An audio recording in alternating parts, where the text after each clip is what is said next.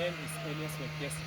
Welcome to our aquaculture story from ponds to lakes. Today, my group members we have visited Koskei Park at the Koskei village around Moi University. I want to talk about the topography of the land as a fish pond.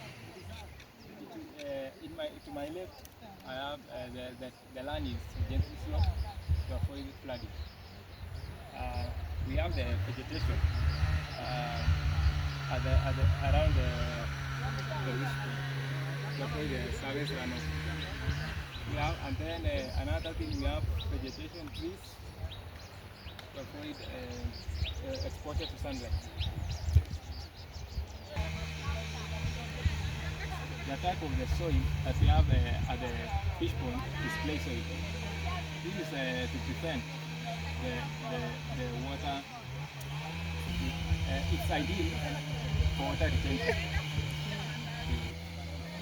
Turbidity is the cloudiness of the water caused by small particles like clay, silt, and algae. Because high turbidity reduces the light penetration, it may affect the plant growth and the fish health.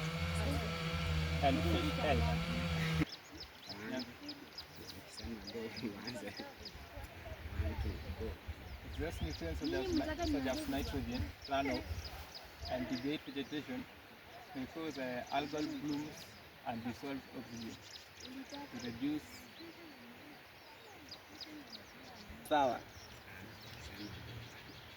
Ngoja kwanza. Dissolved oxygen levels. Dissolved oxygen levels. Tutasema tu oxygen level. Na tuko sawa. Dissolved oxygen level. Hamilton. Port construction is based on the topography as Nadia has said about it. It should be allowed 10 meters long, 5 meters width.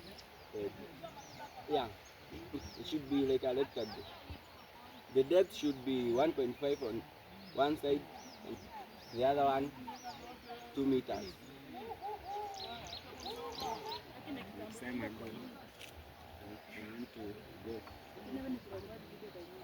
After digging,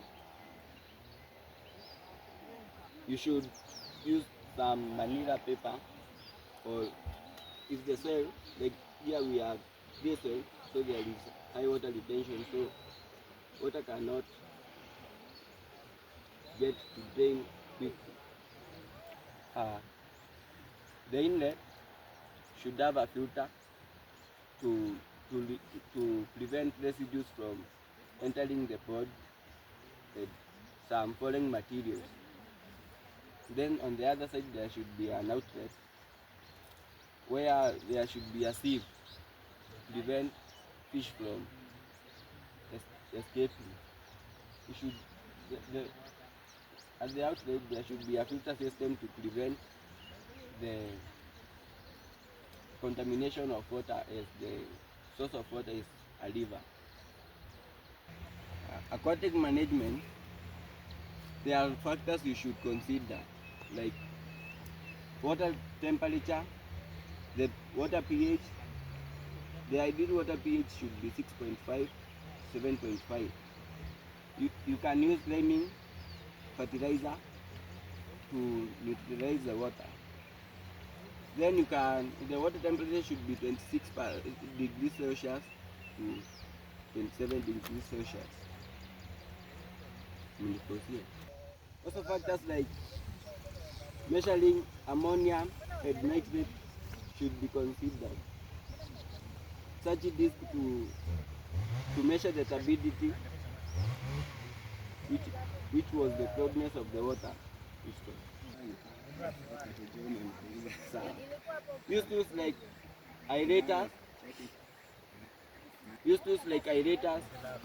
to measure dissolved oxygen and to increase the dissolved oxygen. You may use zeolite to bite ammonia. Also, you may use organic products to increase breakdown of microbial organisms.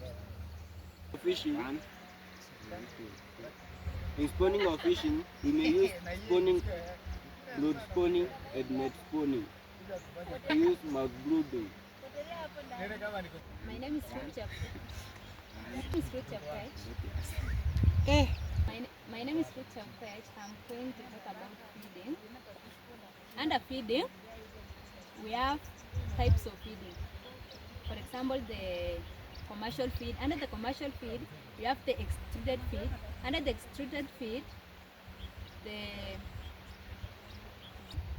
they are compressed into the pellets, commonly for the adults and the juvenile.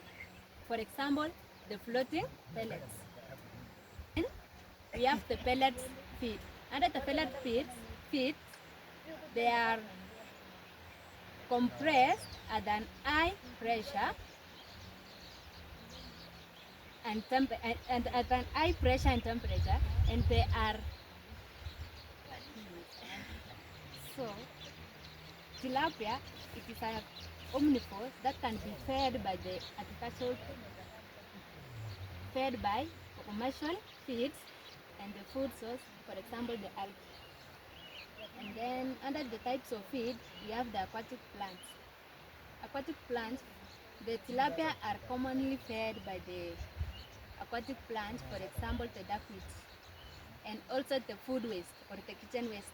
For example, the vegetables that have already been wasted, the fruit peels, and also the bread that have already been wasted. About harvesting, fish is usually harvested after 6 to 8 months. In our case, our farmer usually harvests after 6 months. He harvests this tilapia after 6 months. He uses different methods such as netting, draining the pond, and fishing rod. Our farmer usually harvests this fish when it's about 300 to 500 grams based on market demand.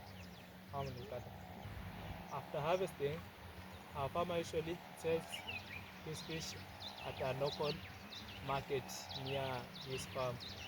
They take the fish to the market when they are still fresh.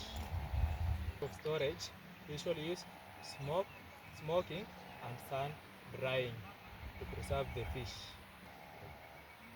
We may use filleting for value addition of the fish.